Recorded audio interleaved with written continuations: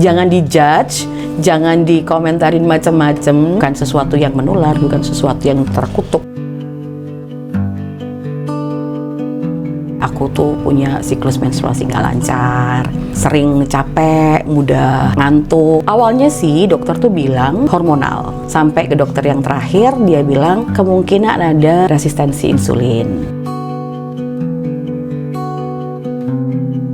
Aku tuh sadar pola hidupku tuh sangat-sangat tidak baik gitu ya. Handling stresku tuh nggak bagus, terus pola istirahatku juga nggak bagus, pola makan juga nggak bagus, olahraga dan sebagainya. Itu yang bisa ngelit ke diabetesnya.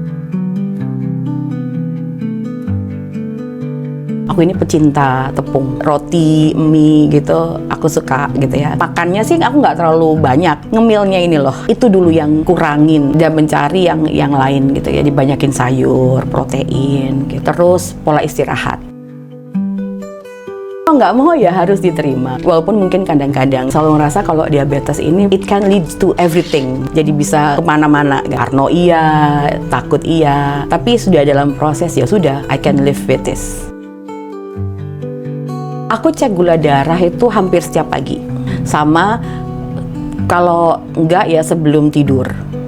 Untuk yang kadang-kadang aku cek 2 jam setelah aku makan. Cuma untuk melihat, oh ini makanan ini aku spike-nya sampai berapa ya gitu. Jadi supaya aku tahu juga misalnya, oh ini makanan kalau dia terlalu tinggi spike-nya ya aku harus kurangi. Atau memang aku harus eliminasi.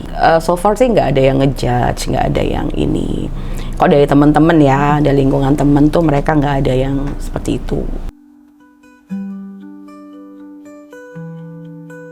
Jadi kan ceritanya gini, jadi habis aku didiagnosa, jadi aku cari dari IG, cari dari TikTok dan yang lain-lain. Dan itu muncul gitu loh, Sinocare.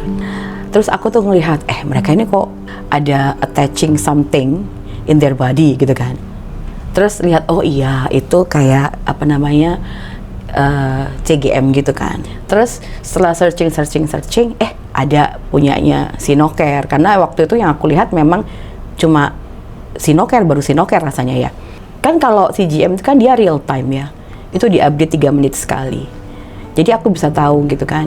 Dan dia tuh kasih alarm kalau misalnya dia low atau lagi high, itu pasti bunyi. Jadi HP itu pasti akan tidit gitu kan.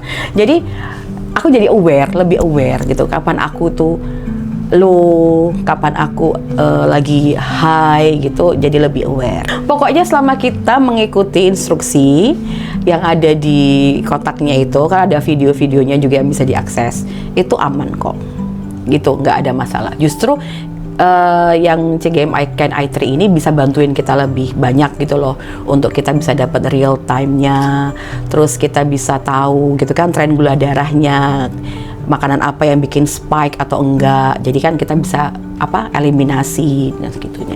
Jadi nggak usah takut.